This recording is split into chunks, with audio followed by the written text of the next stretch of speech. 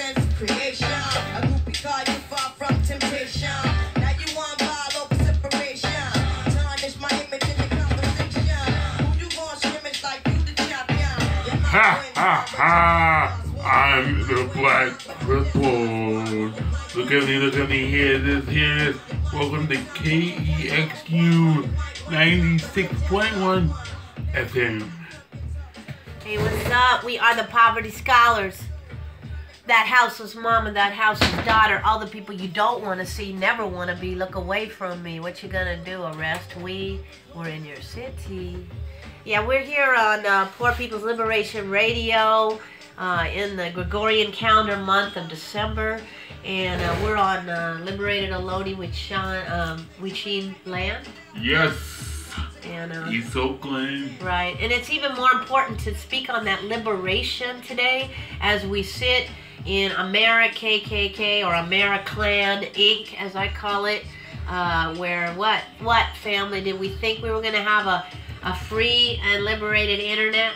Did we really? No, I don't think so. It started with Obama. No, right. Obama appointed that guy to the FCC. Yeah, which means just because you brown, it don't mean you down, and it don't mean you the shit. But anyway,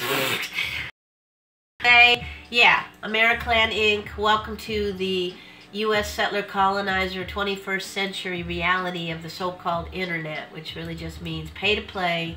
And like everything else in this stolen land, you don't got the bread, you don't got access, right? I know people be fighting it. Shout out to Center for Media Justice and all the other cats who never stop. Poor Magazine's been on the front line of that fight for literally 5 years. We showed up to those FCC meetings. Yeah. All rolling deep, all of us mamas and children and elders fighting and speaking and screaming. And then they took it from us.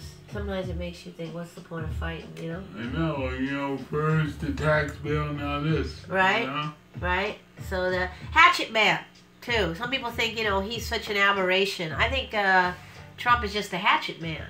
Because the neoliberal realities of the Obamitas and the Julian Davis and the other people actually signing into law, whether you know it or not, the end of public housing, that happened under Obama, family.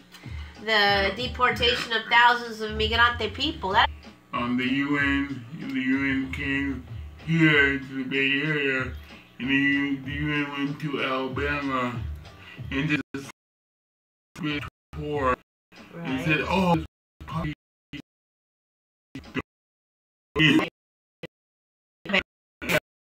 exactly." Yeah. So we had to look deeper than the elections, because Alabama ranks, on high in poverty, high in, a lack of services, Yeah, exactly. And also, that other concept about the whole way that they're, intentionally poisoning our poor families in Detroit and Flint, Michigan. Guess what? They have the same problem in Alabama or Alabama. Again, nobody even talks about it. Just like they have the same thing on all the indigenous plantation reservations that I've got our First Peoples in. Like the Navajo people and out there in what the settler colonizers call Arizona. So, again, I think that part of it is just decolonizing your mind, folks. Yeah, it's good that we got that other white man, Doug Jones, right?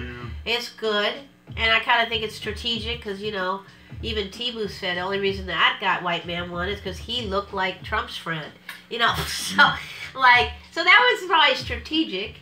But the reality is we still got this smarmy situation where we're depending on the government, for these crumbs in a scarcity model that ain't ever enough for all of us. No. Right. And I want to touch on also during the summer in Alabama, this school board member came out. She's black and disabled. She came out. She actually said this. She's like, "Oh, can we put all the special education students in one school?" Wow. I couldn't believe it. She said that on the school board. Wow. It's on YouTube. Check it out. She said that on the school board. And all the other members Well, I think we need more education on special education. Wow. No, it's called the law. You can't segregate. Hello? And she's black. I like, Okay, wow. right. I mean, and that just brings up another quick hit because, you know, we always try to do the gentrification report, right? A little bit of that before you go into Take It Away with Crip Hop Nation. Today's gentrification report is I got, and this ain't funny, sadly, right? But we laugh is all we can do and except cry. But we got 3 more families dealing with illegal evictions. Shout out to Auntie Frances, who's fighting, right? Who's fighting gentrification of her space in North Oakland. She's been holding it down, doing a liberation community feed program as a Black Panther breakfast program style. But today in downtown Oakland, they had a conference about the future of Oakland, right? Well, what future? Yeah, exactly. And whose future? So this was real estate snakes, folks. This wasn't the people's future. This was real estate snakes and what I like to call developers having a meeting about their future of predating, speculating, and stealing this part of Mother Earth, right? And so all that to say, just stay tuned, family, because one of the things, at 1 o'clock, we're going to be releasing our research on the new transportation gentrification, which is the people taking back our future. Oh, yeah. Right? Oh, yeah. Like, whose future? And, of course, Libby Schaap, the mayor, was in that future real estate snake meeting, you know, glad-handing the developers. So, yeah, that part. So, you know, we kind of keep it on fighting over here for all y'all. But we couldn't do it without you. Remember, Poor Magazine is, in fact, Poe. Kick us down a crumb, a penny, a dollar, or, hey, maybe $100,000 if you got a trust fund you could spare. Because guess what? That stolen and hoarded wealth, you need to redistribute it because it'll free you up. And I ain't saying that for a joke. I'm saying that's how we build homefulness, and that's how we're going to continue to keep our people in Oakland. Yes, and we don't need the UN to tell us what we already know. You mean the UN racketeer? I mean, rapporteur. I just couldn't believe that me in San Francisco. That was off the wall. But anyway. We already know. So, I'm going to pass it off to Brother Leroy Moore for Crip Hop Nation, and we're going to take it after this music break. Peace.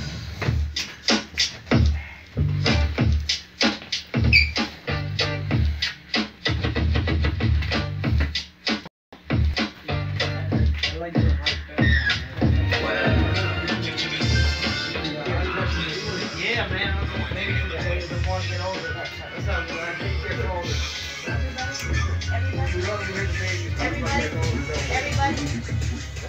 Alright, we are back. Ha ha! Tales of the Crip. Tales of the Crip Hop.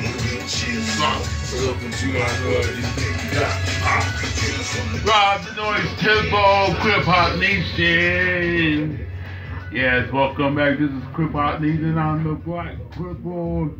And guess what? This year in 2017, hip hop turned 44 years old. Hip hop. You talking about hip hop? Turned 44 years old, and we know the history, you know, started in the Bronx, New York, and all that stuff. But we want to say, what did hip hop do for the disabled community? You know, hip hop gave us, you know, hip hop journalism, you got hip hop activism, you got hip hop organizations, hip hop went international, with, you know, Africa Bambaataa and all that stuff. But really, what has hip hop done for the disabled community? Except charity. Yes, it gave us a foundation to build on to correct it. But what has it done? Now we are in question of the, you know, the people that quote unquote started hip hop. African Bambaataa has been taken down. Now Russell Simmons is in the news. So that tells you, you know, what's going on with hip hop. You know, Rosa Clemente, activist, hip hop activist, scholar, Puerto Rican black activist. She really talked about how hip hop was excluded by women. And that's why a lot of old school hip hop ladies left. So, we really have to say, what is going on with hip hop? Has hip hop gave the disabled community anything except charity? We get a lot of charity. A lot of hip hop artists give people with disabilities wheelchairs and stuff like that. There's only one organization. So, 44 years, it's 44 years, we have to really look at what hip hop has brought us. Yes, it brought us our foundation. We can build on it, we can correct it. Like I said, hip hop journalism. Give a shout out for him. We got hip hop studies. But what really has it done for people with disabilities? If we say that hip hop started in, the slums of New York and poverty, people with disabilities have the highest unemployment rate, had the highest poverty rate. So even in the beginning, where was people with disabilities? I know for myself, raised in New York, I used to go to the Bronx, and I didn't see any people with disabilities in the ciphers. So 44 years, and we have to really look at it.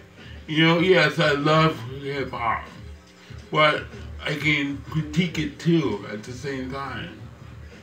I can critique it, where is the gay and lesbian hip hop artists?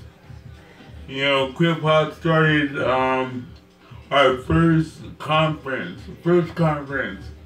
was at UC Berkeley, talking about crip hop and homo hop.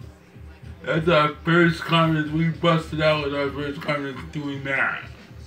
So we were talking about some real stuff.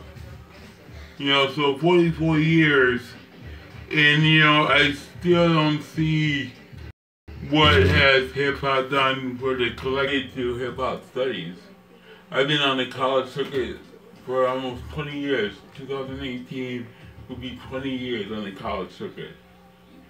I haven't been on one hip hop panel at a university. So that, especially around disability.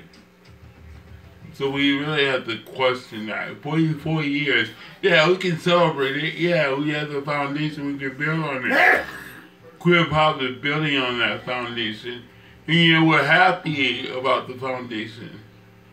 But we still have to critique it. We still have to go in sharply about that. Buy magazine and all these hip hop magazines in the 90s that came out, blowing up in the 90s and late 80s. Where was people with disabilities in hip hop? You had Bushwick Bill and stuff. So, so we're coming down to the last 2 minutes. And I want to say, before we end this year, we celebrate 44 years of hip hop. Ask yourself, what has hip hop done for people with disabilities as a group? Ask yourself. Peace.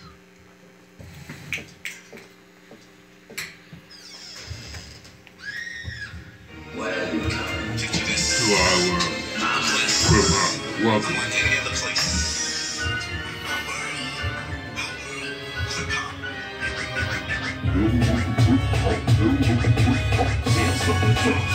We can't stop.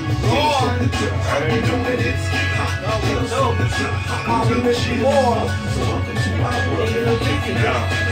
Feels on the trip. We can't stop. Feels on the trip. You know that it's feels on the trip.